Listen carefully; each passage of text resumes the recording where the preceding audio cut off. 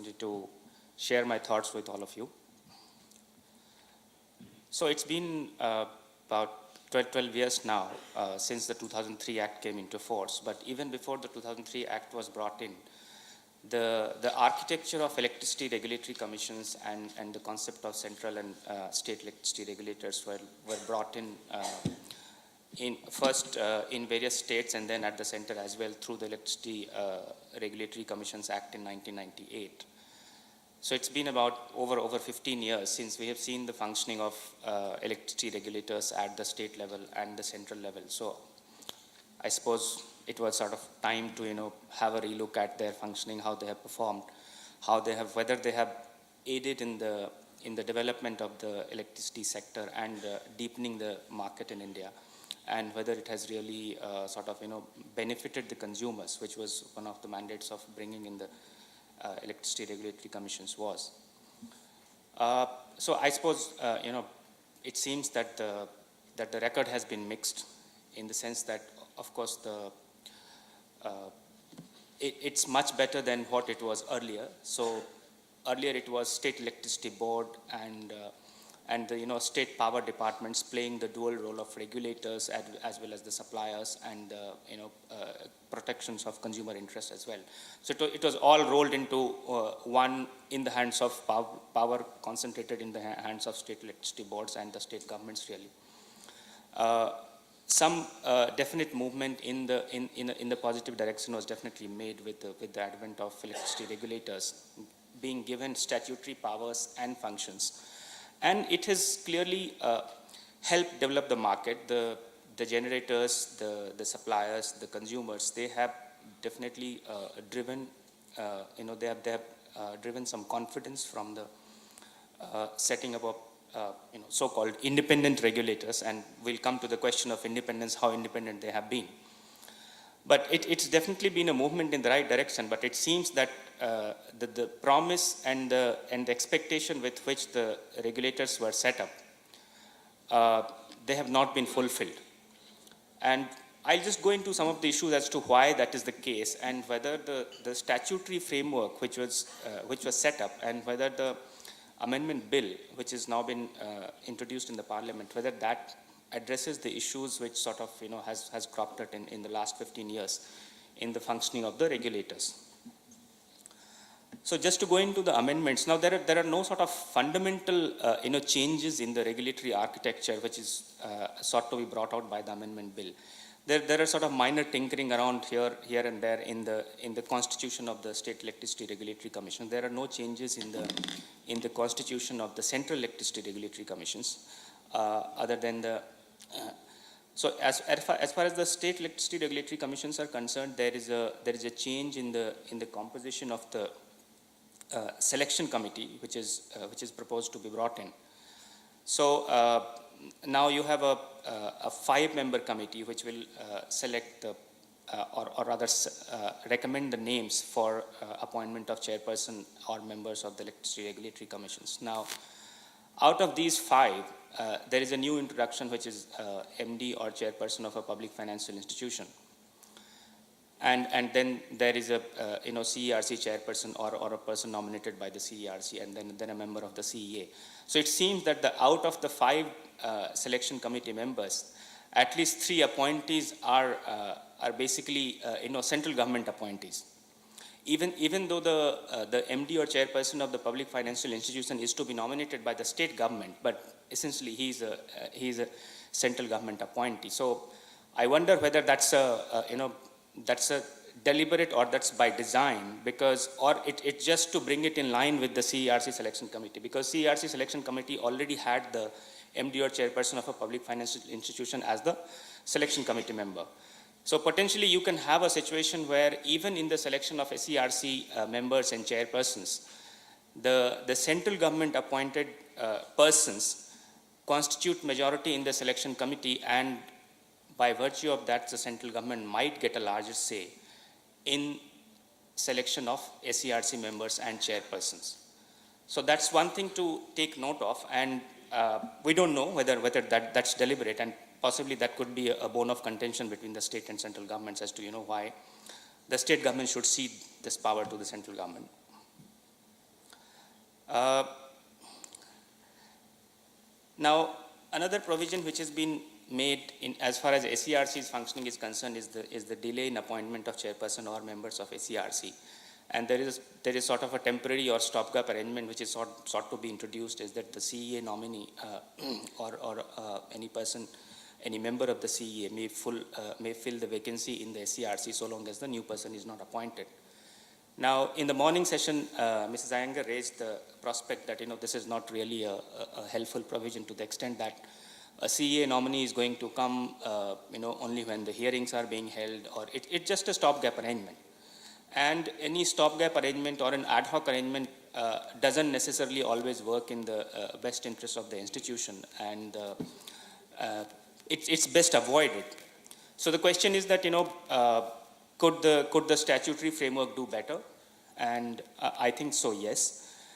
So as of now, there is no provision in the Act which mandates that that the appointments must be done within, say, X number of days, or even prior to the vacancy being risen.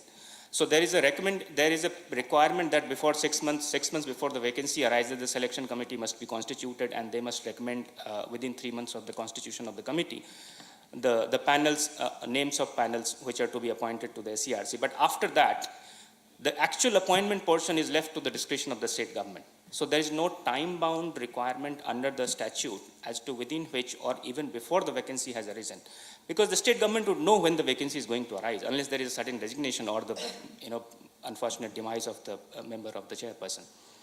So if it is known that the vacancy is going to arise in a certain time frame, definitely the appointment process can be geared in such a manner that the appointment is confirmed and completed even before the person who is going to demit office. And that is something which can definitely be incorporated in the statute, so that the necessity of a stopgap arrangement, such as a CEA nominee being parachuted into the state commission, doesn't arise. Now, just to go into some of the issues which have been noticed in the functioning of the SERCs, and why every stakeholder, be it the generator, be it the consumer, and even to some extent the suppliers and distributors, none of them seem to be sort of very happy or satisfied with the functioning of the SERCs, and everyone seems to have that have the idea that they have not really fulfilled the promise that they are supposed to. And Dr. Ramchandran just mentioned that there is a perception of a regulatory capture by the state government or the political bosses of the day, especially at state levels. CERC has probably functioned a little better than state regulatory commissions. But even at the CERC level, there is not really the true independence which it is supposed to have. So just to go into some of the reasons as to why it has happened.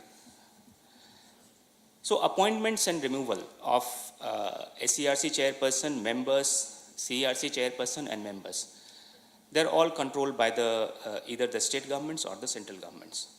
Even though there is a selection committee for appointments, but the ultimate decision is taken by the state governments or the central government concerned. So I'll go over quickly some of the reasons. So appointments and removals controlled by state government or central government. There is no real accountability for decisions of the SERCs or CERCs, or lack of decisions. I mean, many of you will be aware of situations in SERCs where the applications are kept pending. I mean, sometimes it can be for lack of cooperation among the applicants, between the applicants as well. But there have been instances at times where the applications have been kept pending for more than a year, because the SERC member, there is some vacancy, or the chairperson or the member who is acting as the chairperson, he or she is waiting for some political direction or signal as to which way to decide in a particularly important matter. So there is no real accountability for their indecisions.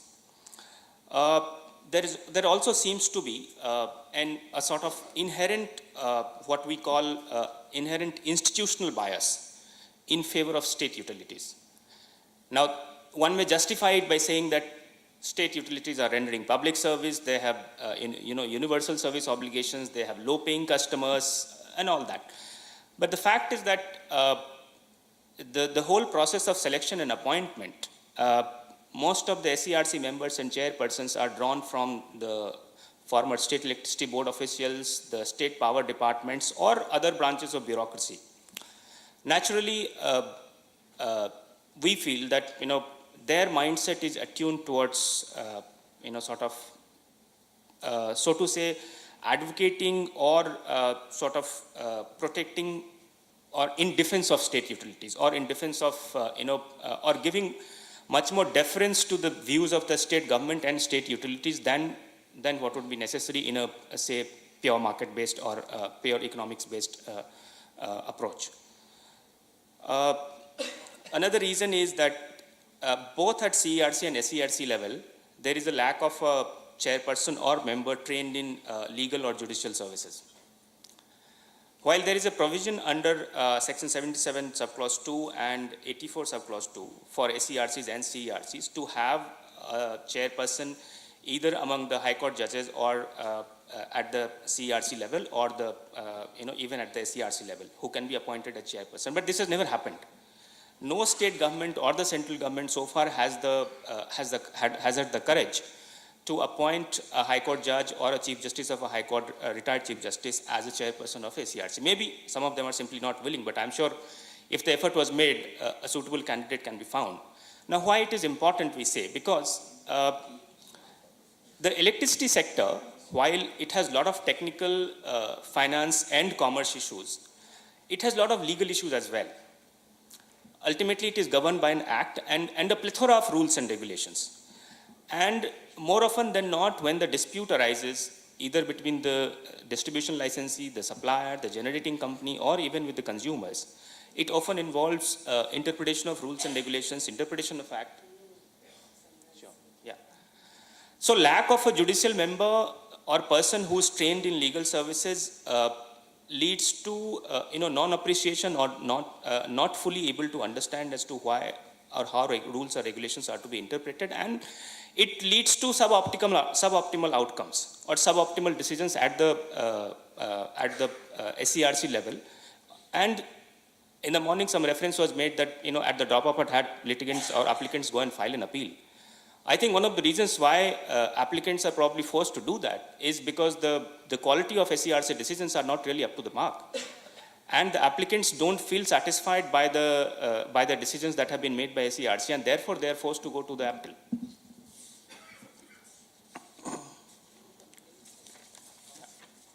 Yeah. On the question of accountability and independence, now, nothing seems to have been done in the Act to ensure, the real accountability of the regulators. There is a sort of, I would say, some baby steps taken in that direction. Section 109A has been introduced, which suggests that, the forum of regulators would appoint a committee of eminent persons to sort of review or appraise the performance of SERCs and CERCs from time to time. And based on the report of that committee, the central government or the state government, if it is SERC, can take an action, and one of the actions it can be removal of the members. Now, the question is that forum of regulators is constituted by who? Forum of regulators is nothing by the chairpersons of SCERC and SERCs.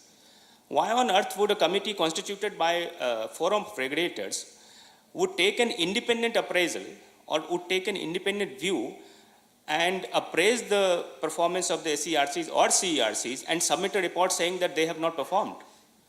And the ground for removal is non-performance, not poor performance. On what grounds would the committee really decide that they have not performed? And a commission constituted by 3 members, whether the commission has not performed as a collective body or one of the members has not performed or the chairperson has not performed. I mean, in my view, these are just not well thought out provisions. They just seem to be a sort of token promise to ensure or to introduce accountability, but probably they are not going to help in achieving any real accountability. I mean, what prevents, let's say, just to have a suggestion that what prevents the 5 seconds. 5 seconds. So I'm saying if the intent is to have accountability, why not have a provision which says that, in a time-bound manner, say if every 2 years, the performance of SERCs may be assessed on let's say by a firm of chartered accountants or by a firm of lawyers who can be selected by, through a bidding process. And let them review the, performance or functioning or decision making of the SERCs for the last 2 years and produce a report, which can then be vetted by the chairperson of the appellate tribunal and a member.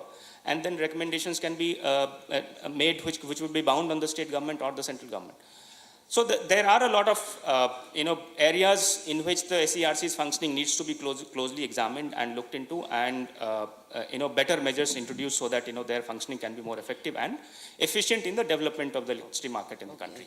Thank you. Thank you very much.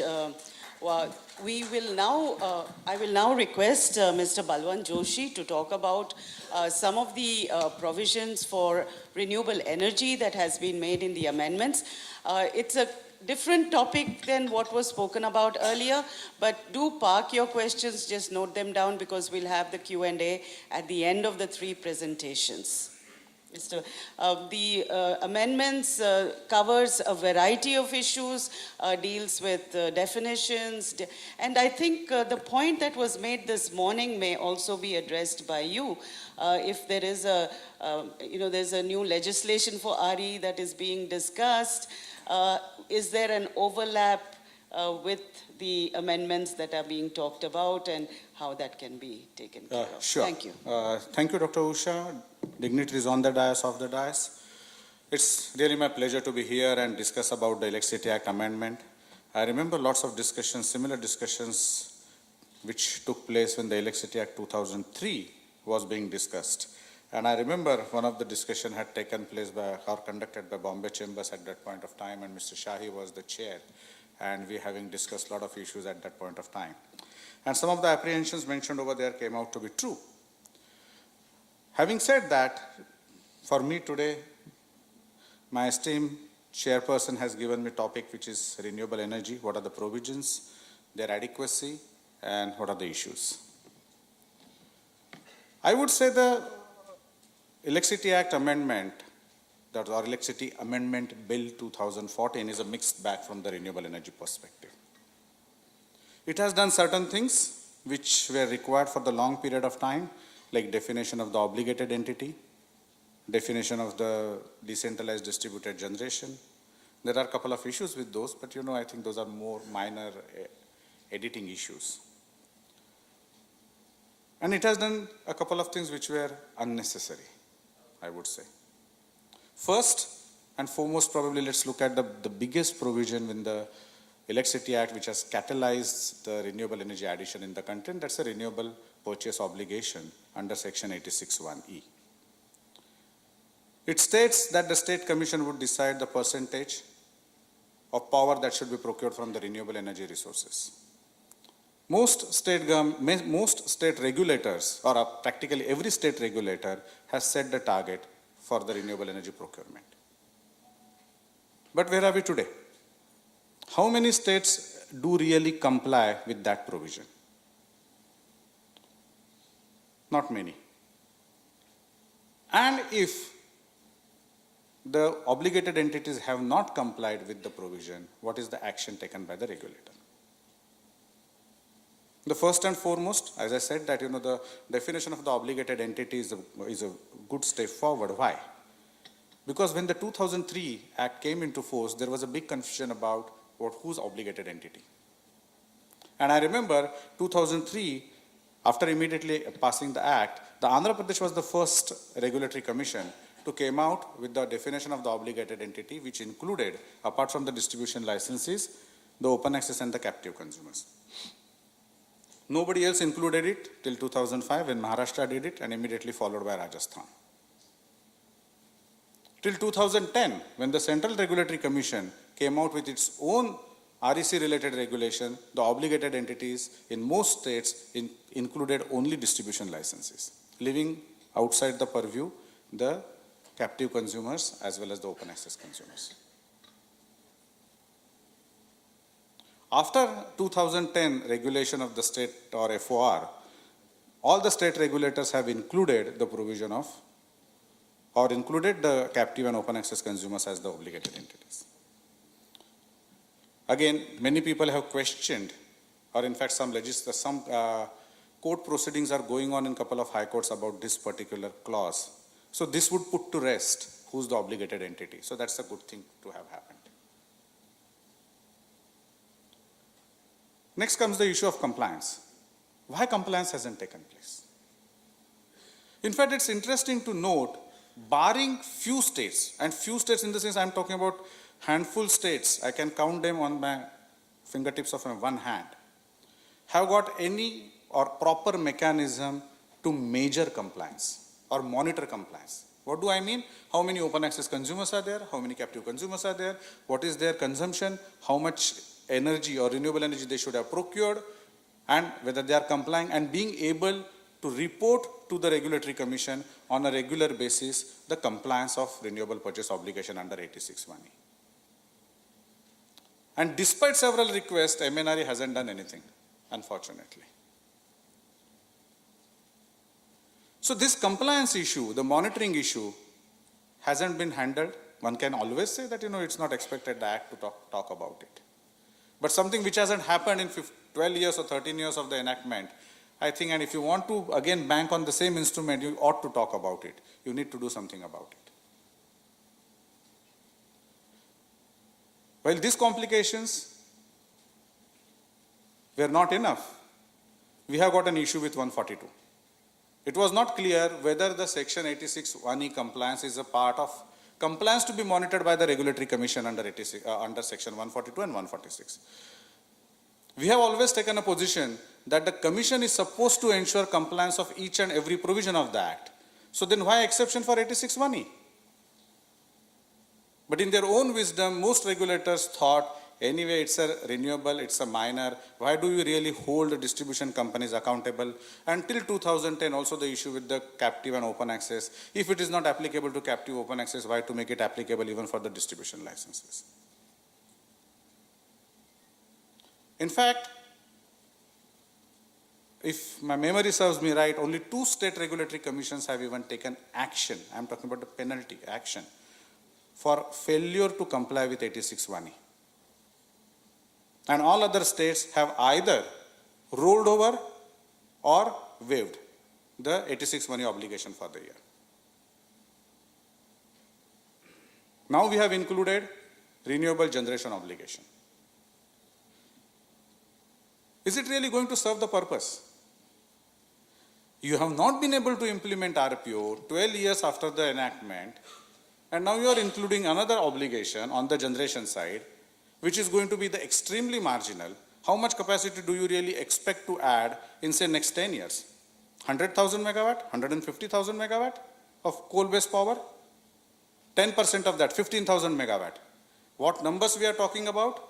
The new government talking about 100,000 megawatt of the solar capacity addition, at least 60,000 megawatt of wind by 2019 or 2020, and another 25,000 megawatt from other renewable energy sources.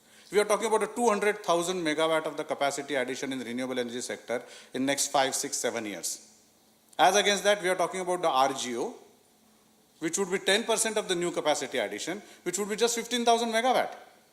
And whole lot of energy will be wasted in trying to get something out of it. Also, the issue is that RGO, the generation obligation is a site specific, in the sense whether the generator is expected to implement the renewable energy projects on site. If it is not, then the whole lot of other issues would come into picture. The generation is located somewhere else, renewable generator located somewhere else. How do we really account? What would be the pricing? Whether the pricing is supposed to be inclusive, pricing is supposed to be exclusive. If there are 2 separate transactions, open access related issues would come in. So, there is no point. As I said in the beginning, there are some unnecessary things like the RGO. In my opinion, it's a completely unnecessary. It's going to be the waste of effort. The third issue, the Renewable Energy Services Company. I would say a half-hearted step forward at best. You have defined Renewable Energy Services Company as a company or a renewable energy generator who would be supplying electricity directly to the consumer. Okay? Is he a licensee? Is he going to follow the open access? Is he going to be only behind the meter? Or he could be just outside? What is the size? Will it be only 0.5 megawatt or 1 megawatt or 10 megawatt? There is absolutely no clarity on this. How the transaction of the RESCO would be treated as far as the Electricity Act is concerned. So, while I believe this, or I understand that this particular provision has been incorporated to facilitate rooftop facilities, primarily from the solar. But if it is so, let's state it specifically, saying that this was for those facilities which would be behind the meter. If it is other side of the meter, it has to be an open access transaction. It has to follow all the rules of open access transaction. At best you can say, like you have said for the cross subsidy, that no open access charges shall be levied for the renewable energy generator who will be supplying electricity directly to the consumer. The third one, about, somebody asked the question about energy access. Yeah. So energy access, and the issue over here is that, what is the provision? Electricity Act already had a provision, 8th provision of section 14. Which said that if any renewable energy generator or any generator who wants to generate and supply electricity to the area which has been defined as a rural area, no license is required. And that same provision has been extended in a couple of places over here, as I see. My lawyer friend would explain, someone doesn't require license doesn't mean he's outside the purview of the regulation. He just doesn't require a license. Okay, licensing as an activity need not be undertaken for that particular transaction. And if that is the so, how exactly this entire sector would be governed, which would be non-licensed? There has to be something. The same issue is going to be there for the decentralized distributed generation as well. So we need, while we are creating some new concepts, new ideas incorporating into the Act, we need to create the enabling legal and regulatory framework which would help implement it, and that has to be specified in the Act. The way it has been done for open access, though we have seen the issues with open access implementation. So finally, what actually I would like to see further in the Act, if I have to give my comments or suggestions. 3 things. Out of that 3, the 2 are very, I would say, discussed ad infinitum. That's a connectivity to the transmission company, or connectivity by the transmission company up to the generating station or switchyard. Okay, that's extremely important. The grid integration related issues, that is also extremely important. It should be made part of that, how exactly those issues would be resolved. But the third and probably the most important thing, and I would end my discussion on that particular note. We are talking about adding 150,000 megawatts certainly, probably close to 200,000 megawatt in next 7-8 years. That's what the central government is saying. Tomorrow onwards, there is a RE Invest, which is the first time taking place in Delhi. More than 5,000 people are expected to attend. Against 100,000 megawatt of the government commitment, I was told by ministry that 160,000 megawatt of solar capacity addition proposals have been received by ministry. That's fine. That's at the central government. How do you really translate that at the state government level? Unfortunately, in this Act, there is no provision or methodology on how that central ambition would be translated to the state ambition. How that 100,000 megawatt of the central government solar commitment would get translated into the RPOs at the state level. Is central government going to put the RPOs, or it's just a wish list? Because unless and until we do that, we will not be able to avoid the fiasco with the renewable energy program which the country is planning as a whole. I would end over here. Thank you very much. Thank you for raising the very pertinent issues. I would now request the third and final panelist, Dr. R.R. Sonde, to focus on choice of technology and intermittency of supply and various other issues that are pertinent to the RE and whether they've been addressed in the amendments. Well, how do you expect that they be addressed in the amendments to the Act? Can I do it from here? Sure. Thank you very much. Good afternoon to all of you. Before I give my talk, I would like to have some disclaimers. And the disclaimers are, I am not a generator. I do not represent a generating company. I was representing NTPC some time back, but not anymore. I am not into a transmission. I'm not in the distribution. I'm not like him as a overall expert in this particular